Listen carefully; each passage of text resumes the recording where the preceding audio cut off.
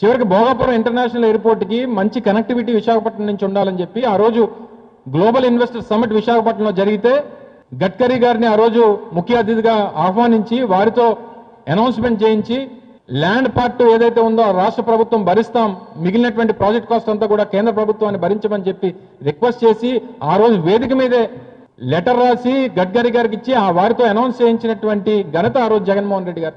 ఏమైపోయింది? 6 లైన్ల highway Visakhapatnam port నుంచి భోగాపురం ఇంటర్నేషనల్ ఎయిర్పోర్ట్కి. ఈ 2 సంవత్సరాల్లో మీరు సాధించింది ఏంటి?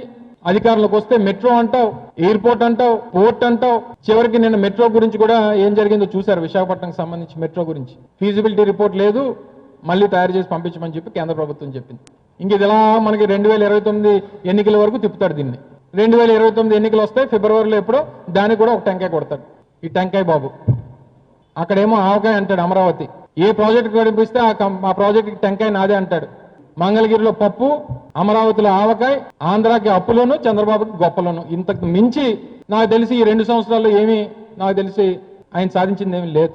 ఏమనంటే విజనరీ. విజన్ అంటే జగన్మోహన్ రెడ్డి గారిది. మరి మీదేంటి? భజన. భజన అంటే చంద్రబాబు, విజన్ అంటే జగన్మోహన్ రెడ్డి గారు. ఇది ఈ 2 సంవత్సరాల్లో రాష్ట్ర ప్రజలు తెలుసుకున్నది.